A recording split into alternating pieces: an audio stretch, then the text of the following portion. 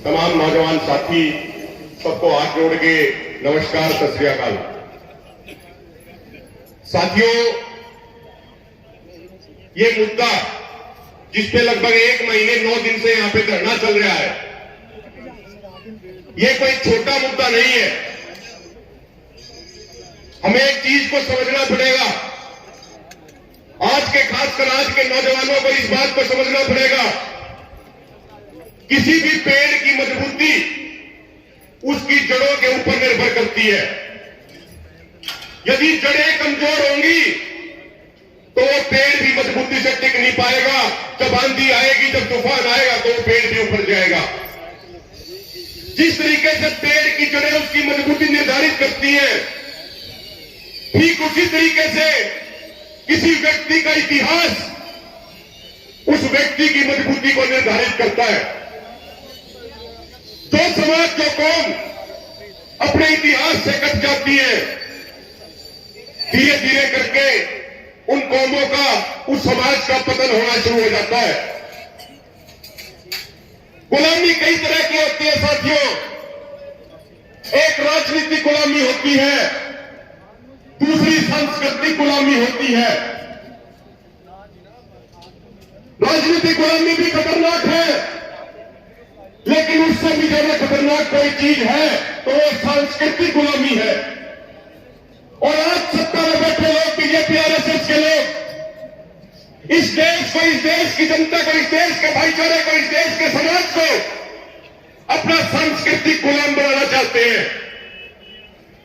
ये हमें सांस्कृतिक तौर पे अपना गुलाम बनाना चाहते हैं। इसीलिए स्कूलों की किताबों में, इतिहास की किताबों में हमारे इतिहास के साथ छेड़खानी करी जा रही है। मैं आपको हरियाणा का उदाहरण दूं।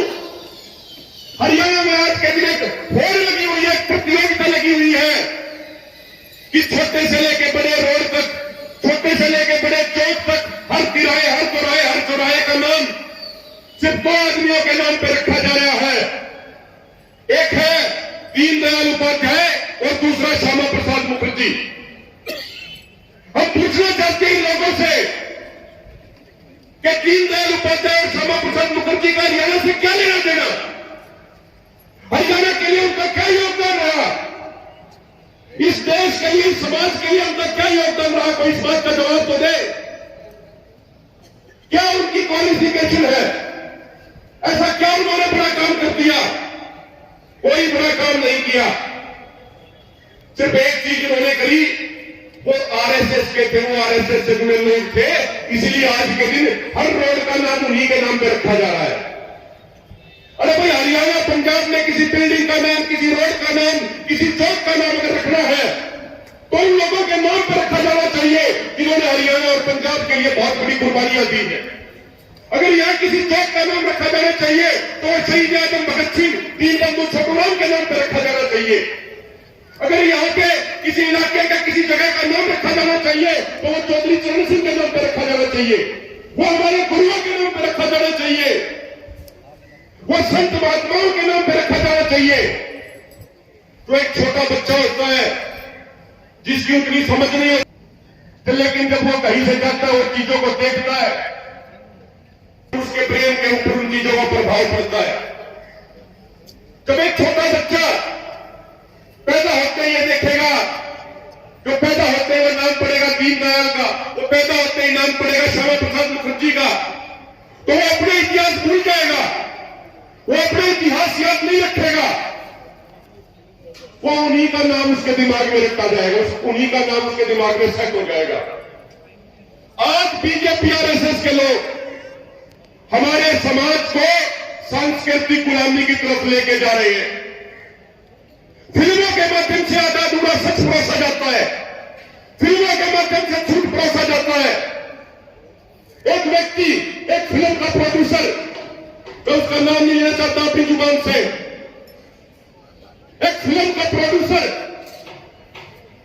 जो किसानों को आतंकवादी बता रहा था, जो आंदोलन के बारे में लगातार उल्टा सीधा बोल रहा था, जिसने किसानों का अपमान करने में कोई कसर नहीं छोड़ी, आज उसकी बनाई हुई एक फिल्म पे बड़ी चर्चा चल रही है। सारे तथ्यों को जाने बिना जाती है। कई राज्यों की सरकारें उस फिल्म को टैक्स फ्री कर देती है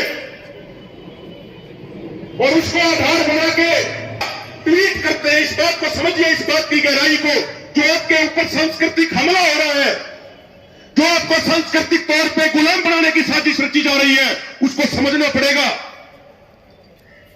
बीजेपी के नेता उस फिल्म का नाम लिख के ट्वीट करते हैं कि भाइयों, वो हिंदुओं को आह्वान करते हैं कि रोजगार के मुद्दे को भूल जाओ, किसानी के मुद्दे को भूल जाओ, शिक्षा, स्वास्थ्य, महंगाई के मुद्दे को भूल जाओ।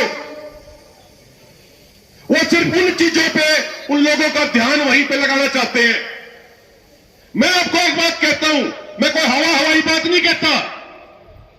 पिछले 8-9 सालों से हम लगातार कश्मीर जाते हैं।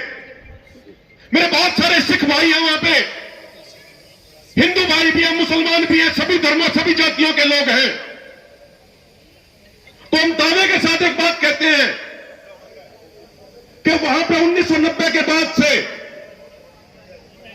आतंकवादियों ने जिन लोगों को निशाना बनाया, उन्होंने उनकी धर्म या जाति नहीं देखी, सिर्फ इस आधार पर निशाना बनाया कि जो लोग भारत के संविधान में विश्वास करते थे, जो लोग इंडिया में विश्वास रखते थे, जो लोग भारत की संस्कृति पर विश्वास रखते थे, जो लोग अपने आप को भारतीय कहने पर गर्व महसूस करते थे, हर उस व्यक्ति को निशाना बनाया आतंकियों ने। लेकिन फिल्म के माध्यम से दिखाया जाता है कि सिर्फ एक जाति विशेष के लोगों को टारगेट किया गया। अब आज की पीढ़ी है, वो उसी फिल्म को देखेगी, उसी फिल्म के आधार पर अपना दिमाग बनाएगी, उसी के आधार पर दूसरे धर्म के लोगों के साथ, दूसरी जातियों के लोगों के साथ नफरत करेगी। आज जो ये गुरुओं का अपमान किया जा रहा है किताबों में, ये भी उसी सांस्कृतिक हमले का एक षड्यंत्र है। और ये ध्यान रखिएगा, मैंने इस आंदोलन में भी देखा, अक्सर मैं अपने इंटरव्यू में इस बात को कहता हूं, हरियाणा और पंजाब के लोगों का डीएनए एक, हरियाणा और पंजाब के लोगों का खून एक, हरियाणा और पंजाब के लोग बहादुरी के मामले में बिल्कुल बराबर हैं, कुर्बानी देने के मामले में बिल्कुल बराबर है, क्योंकि हमारी जड़ें एक है। लेकिन एक चीज का फर्क इस आंदोलन में था, और वो फर्क यह था कि सेवा के मामले में, समर्पण के मामले में, अनुशासन के मामले में पंजाब के हमारे भाई हमसे कई कोस आगे थे। वो सेवा का भाव आपके अंदर इतना क्यों आया? क्योंकि आपने गुरुओं की सीख को अपने जीवन में लागू किया। आप गुरुओं के दिखाए हुए रास्ते पे चले, आप अपने इतिहास से आज भी जुड़े हुए हैं। इसीलिए सेवा के मामले में आप हमसे कई कोस आगे थे। हरियाणा के अंदर, पश्चिमी उत्तर प्रदेश के अंदर आरएसएस ने अपनी घुसपैठ कई साल पहले शुरू कर दी थी, और उसी का नतीजा है कि आज वो सत्ता में वहां जाके बैठे हुए हैं। आज जरूरत है, चाहे हम किसी भी धर्म के हो, किसी भी जाति के हो, आज इस चीज की जरूरत है कि संत महात्माओं, गुरुओं की तस्वीरें हर घर में लगी होनी चाहिए। शहीद आजम भगत सिंह की तस्वीर, दीनबंधु छोटूराम की तस्वीर, बाबा साहेब अंबेडकर की तस्वीर, चौधरी चरण सिंह की तस्वीर, लाला लाजपत राय की तस्वीर, ये हर घर में लगी होनी चाहिए। जब हम जाके बच पाएंगे, नहीं तो मीडिया के माध्यम से, फिल्मों के माध्यम से, अखबारों के माध्यम से ये लोग हमें सांस्कृतिक तौर पे गुलाम बना लेंगे अपना। और जैसा मैंने पहले कहा कि राजनीतिक गुलामी से भी ज्यादा खतरनाक होती है सांस्कृतिक गुलामी। यदि हमारे पूर्वजों को, हमारे बुजुर्गों को गलत तरीके से किताबों में पेश किया जाएगा, उनके बारे में गलत लिखा जाएगा, तो आने वाली पीढ़ियां